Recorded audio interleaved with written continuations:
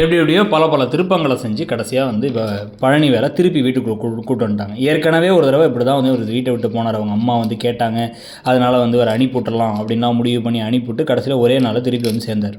இப்போ வந்து பார்த்திங்க அப்படின்னா வந்து திருப்பி இந்த மனைவியோட திருப்பி வந்து இங்கே சேர்றாரு. ஆனால் என்ன, அந்த மனைவியை பற்றி இப்போ தான் லைட்டாக அந்த குடும்பத்தில் இருக்கவங்களுக்கே புரிஞ்சிச்சு. அந்த வடிவு மாறி காந்திமதிக்கெலாம் வந்து என்ன புரிய வந்துச்சு அப்படின்னா, இவங்க கொஞ்சம் கொஞ்சமாக பணத்தாசை இருக்குது, ப்ளஸ் வந்து டேரெக்டாகவே வந்து பிஸ்னஸ் பண்ணுறதுக்கான ஒரே பண்ண வைப்போம், நாங்கள் பிஸ்னஸ் வச்சு கொடுப்போம்னு சொன்னதால தான் கல்யாணத்தை ஒத்துக்கிட்டேங்கிறாங்க. அதாவது வந்து இவங்களோட 8 வருஷத்துக்கு முன்னாடி ஒரு கல்யாணம் நின்று போச்சு.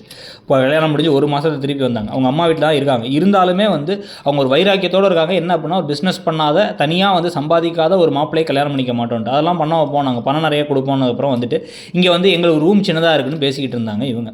இப்போ இதில் என்ன ஆக போகுது அப்படின்னா வந்து அதெல்லாம் இல்லாமல் இன்னும் சின்ன ரூமா, ஏன்னா அந்த வீட்டில் ரூமே ஆல்ரெடி கிடையாது. அப்போ யாராவது ஒருத்தங்க தியாகம் தான் பண்ணணும். யார் அந்த தியாகிங்கிறது தெரியல. மோஸ்ட்லி சரவணனா, செந்திலா, இல்லை வந்து கதிர் மீனா, கதிர்ராஜான்னு தெரில. ஆனால் பார்த்தா கதிர்ராஜ் மாதிரி தெரில அந்த ரூமை பார்த்தா. அது மோஸ்ட்லி வந்து செந்தில் மீனா தியாகம் பண்ணியிருக்கோம் வாய்ப்பு இருக்குது. ஆனால் அந்த ரூமை அங்கே நடிப்பை போட்டுக்கிட்டு வேலையெல்லாம் செஞ்சாலுமே திருப்பி இவரை வந்து நான் வேலைக்காரி மாதிரி இந்த வீட்டில் இருக்கேன்னு பேசிக்கிட்டு பிஸ்னஸ் செய்யாமல் என்னத்துக்கு நீங்கள் வந்து எடுபடி வேலை பார்க்குறவருக்கான ஒய்ஃபாக இருப்பேனுங்கிற மாதிரி எரிஞ்சு விடுறது.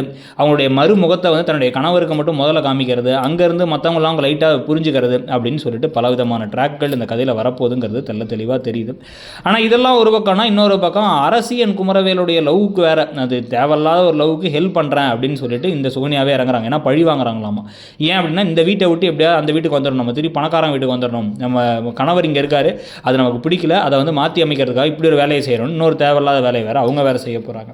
ஸோ இந்த மாதிரி வந்து கொஞ்சம் நெகட்டிவான கதை களங்கள் அடுத்து வரப்போகுது பாண்டியன் ஷோஸ்தாங்க தெரியுது. அதை தாண்டி கதையை எப்படி இப்போ இருக்க மாதிரி லைட்டாக எப்படி வச்சுக்க போகிறாங்க, எப்படி போகுது அப்படிங்கிறத பார்க்கணும். ஆனால் நமக்கே பழனி வேலை பார்த்தா பாவமாக இருக்குது. உங்களுக்கு என்ன தோணுது அப்படிங்கிறத சொல்லுங்கள், அவரோட நிலைமையை பற்றி.